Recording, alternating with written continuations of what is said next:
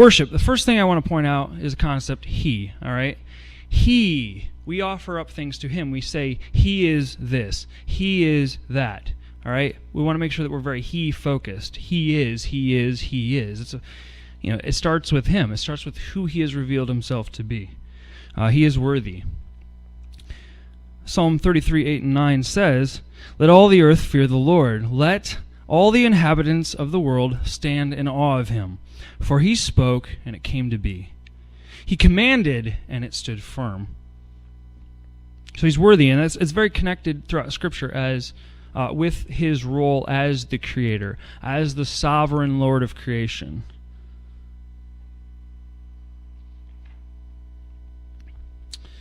Furthermore, God is holy. He is holy. Who is like you, O Lord, among the gods? Who is like you, majestic in holiness, awesome in glorious deeds, doing wonders? Quick sidebar. In modern culture, we're saying, yeah, who is like you among the gods? There aren't any. We got to remember the ancient audience, they were surrounded by these pagan cultures. So this was a big deal. This is, hey, there are no gods. All right, who's among you? It doesn't even compare, not even close. So this is a very massive statement. God is holy. He's completely other. He's sovereign. He's set apart. So 1 Samuel 2:2, "There is none holy like the Lord, for there is none besides you. There is no rock like our God." And further, and I'm doing this on purpose, by the way, "There is none like you among the gods, O Lord, nor are there any works like yours. All the nations you have made shall come and worship before you, O Lord, and shall glorify your name. For you are great and do wondrous things. You alone are God." Psalm 86, 8 through 10. "The Lord reigns, let the people tremble. He sits enthroned upon the cherubim. Let the earth quake. The Lord is great in Zion. He is exalted over all the peoples. Let them praise your great and awesome name. Holy is he." "To whom then will you compare me, that I should be like him, says the Holy One?"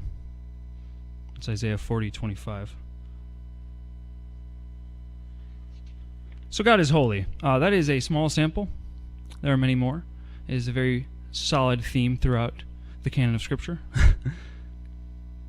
And then he created us to worship him, to respond to that revelation of who he is, his revealed word, of his holiness and his sovereignty, his status as the creator. It's his world, it's his universe. He gets to do what he wants with it. By the way, this is called the Grand Design Spiral Galaxy. I went on the Hubble website because I'm like, I want to look at something, just the majesty of God. And I'm like, well, hey, they named that one the Grand Design. How about that? That's the first one I saw. "For by him all things were created in heaven and on earth, visible and invisible, whether thrones or dominions or rulers or authorities.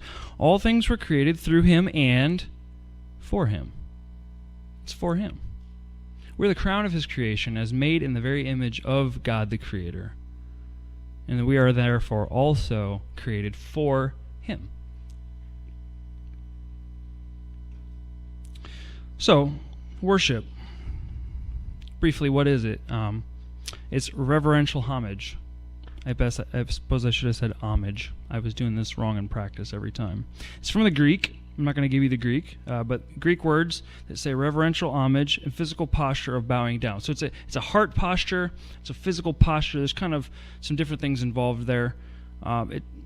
Worship is in spirit and in truth. Jesus revealed that to us in Scripture. It's also a lifestyle of worship. We've heard that a lot. What does it really mean to have a lifestyle of worship? Not so much that. I don't recommend going and just singing out loud and proud like a crazy person at the bus stop or other places. However, I just found this. I couldn't help myself.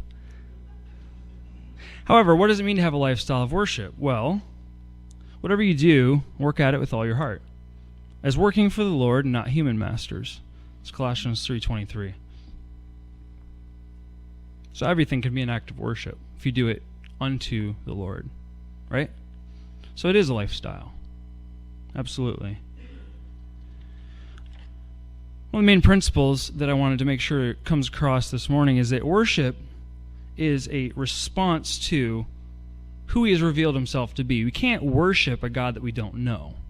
We can't worship him incorrectly for attributes or events that didn't happen or aren't true. We can't do it. It's not possible.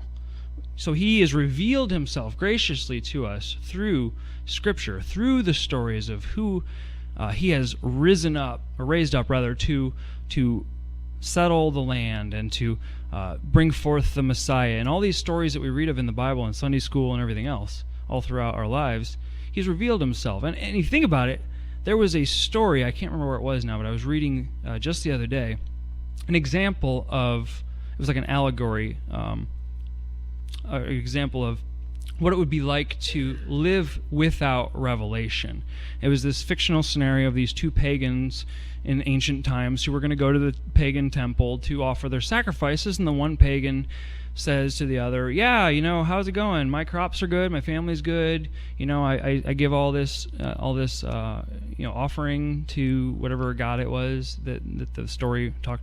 The other guy's like, hey, I did all that too, but my crops have failed, my children are sick, what's going on? And they go to the temple, and one goes off to give Thanksgiving, type sacrifices, and the other goes off to get in line with everybody else to go, okay, what's going on? What am I doing wrong here? What am I doing? What do you want from me? What do you want from me? I don't know. I'm trying. Well, that's life without revelation. These guys are demonstrating just what kind of dire circumstance we would be in without accurate revelation of who God is, and he's done that for us in his word, and it's way more phenomenal than any of us, myself included, ever stop to really think about on a regular basis. We were raised with it.